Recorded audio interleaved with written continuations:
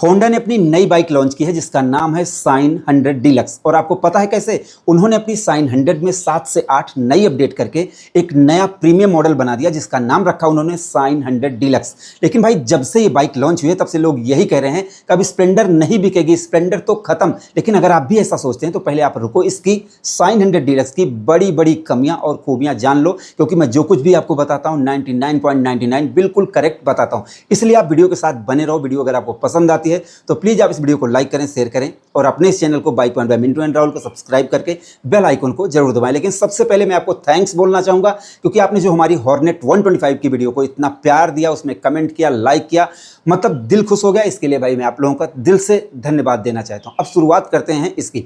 देखो साइन 100 में कमियां क्या थी उसकी पहले हम बात कर लेते हैं। तो साइन 100 की सबसे बड़ी कमी थी उसका लुक और उसमें भी उसका पेट्रोल टैंक।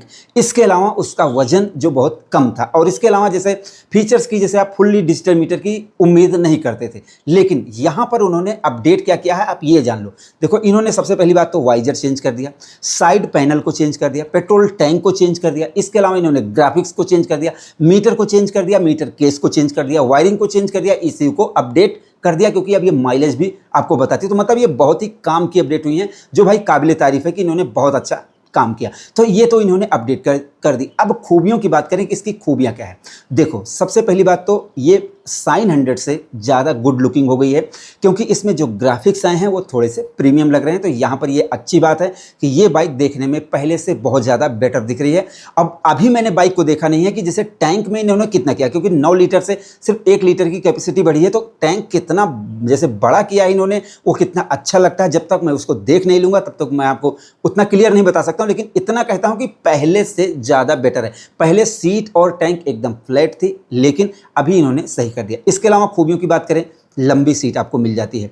इससे बड़ी खूबी की बात करें तो भाई माइलेज मिल जाती है क्योंकि होंडा जो बनाते हैं वो माइलेज के लिए बताते हैं, माइलेज के लिए बनाते हैं। तो भाई माइलेज इसमें आपको मिलेगी। और हाँ, जो हमारी हॉर्नेट की वीडियो में बहुत से लोग कह रहे थे तुम सिर्फ कमियां बता रहे हो, भाई ये क्या बता रहा हूं मैं आपको सबसे पहले खूबियां बताता हूं, कंपनी का प्रोत्साहन करता हूं। लेकिन अगर कुछ कमियां रह जाती हैं तो वो मैं अपने हिसाब से शेयर करता हूं बस। बाकी मैं यहाँ पर ये नहीं कह रहा हूँ कि आप अपना डिसीजन बदलें। आपका जो भी डिसीजन है, आप खरीदना चाहें खरीदें, ना खरीदना चाहिए, आपके अपने ऊपर है भाई। तो यहाँ पर मैंने आपको खूबियाँ बता दी कि माइलेज अच्छी है, माइलेज अच्छी मिल जाएगी।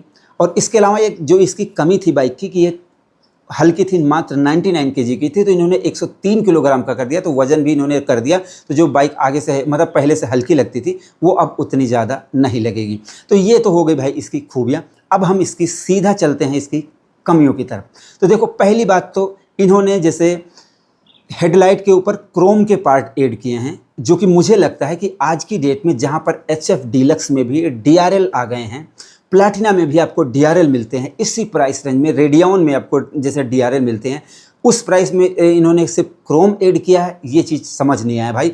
और यहाँ तक कि आप सोचो स्प्लेंडर से टक्कर लेने की बात सोचो, HF डीलक्स में DRL और LED लाइट आ गई हैं। इसमें LED तो छोड़ो, सिर्फ हेलोजन बल्ब की हेडलाइट है। तो यहाँ पर मुझे ये लगता है कि इनको DRL या फिर LED लाइट देना चाहिए था। ये मुझे थोड़ी सी कमी लगी क्योंकि कंपटीशन में मिल रहा है, मैं कोई नई चीज़ की डिमांड नहीं कर रहा। और इसके अलावा अगली कमी तो सुनो, इन्होंने पूरी गाड़ी पर स्टिकर दिए, ग्राफिक्स दिए, बट भाई इन्होंने जैसे वाइजर को एकदम नंगा कर दिया। नंगा का मतलब उसमें कोई ग्राफिक्स नहीं दिए। थोड़ा सा उसको और ज़्यादा ग्राफिक्स देते तो और ज़्यादा वो गुड लुकिंग हो जाता भाई। ये तो चीज़ है। इसके अलावा इन्होंने फुल्ली डिजिटल मीटर दिया जो बहुत अच्छी बात है। लेकिन ड्रॉबैक ये है कि ये जैसे जो SP 125 में मीटर इन्होंने रिटायर कर दिया, मतलब उसको हटा दिया, रिटायर कर दिया। अब वही मीटर आपको साइन 125 में मिलेगा, वही मीटर आपको साइन 100 में मिलेगा, वही मीटर आपको लीबो में मिलेगा। ब्लैक एंड वाइट वाला फीचर सब हैं। लेकिन HF डीलक्स में कम से कम लाल पीला तो दिया है इन्होंने, एकदम ब्लैक एंड वाइट दिया है। तो जैसे जो लोग एकदम शौकीन है कि उनको डिजिटल मीटर चाहिए उनके लिए तो बहुत अच्छी बात है। बट अगर कंपटीशन में आपको कलरफुल मिल रहा है, चाहे या लाल पीला ही हो, तो फिर यहाँ पर इसको थोड़ा सा कलर चेंज करना चाहिए था क्योंकि सारी गाड़ियों में सेम देना वो चीज़ थोड़ा सा कम जमता है, मुझे व्यक्तिगत कम जमता है। इसके अलावा अगली कमी की बात करें तो देखो इन्होंने 99 केजी से 103 किलोग्राम कर दी, 4 किलोग्राम वजन बढ़ाया है। पेट्रोल टैंक का वजन और जैसे मीटर का वजन, इससे सारी चीज़ों से किया, बट वेट डिस्ट्रीब्यूशन कैसा हुआ है ये मुझे नहीं पता है।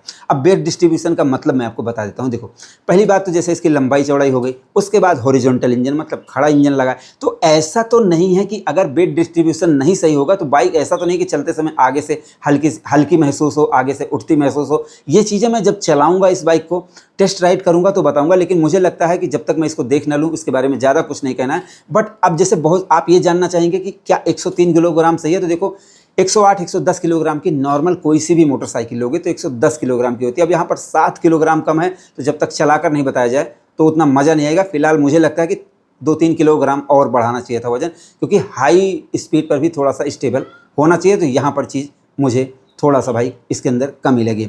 बाकी इसके अंदर इन्होंने सब कुछ सही दिया है, और जो कुछ भी होगा जैसे मैं जब देखूंगा उसके बाद आपको बताऊंगा, ठीक है भाई। और एक कमी तो रही गई भाई, इसमें जो साइन 100 में कमी थी कि इसका जो साइलेंसर है जो हेड के पास से निकलता है वो थोड़ा बहुत पतला, मतलब थोड़ा क्या मतलब बहुत पतला रहता है। इतनी पतली पाइप के अगर देना ही है तो मैं चाहता हूँ कंपनी वहाँ पर एक कवर लगा दे जिससे वो छुप जाए, क्योंकि वो चीज़ थोड़ा सा बहुत ज़्यादा ख़राब लगता है। तो ये चीज़ भी इनको थोड़ा सा, क्योंकि अब ये प्रीमियम सेगमेंट में आ गई है, क्योंकि इसमें सारी चीज़ें आ गई, तो थोड़ा सा इस यहाँ पर भी इनको ध्यान देना चाहिए। तो इतनी सारी कमियाँ और खूबियाँ जानने के बाद आप खुद ही जान गए होंगे कि ये स्प्लेंडर से जैसे स्प्लेंडर को टक्कर दे पाएगी या नहीं। मुझे तो लगता है कि जो आपको HF डीलक्स में फीचर मिल रहे हैं उसी प्राइस रेंज में वो इसमें शायद नहीं आपको मिलेंगे।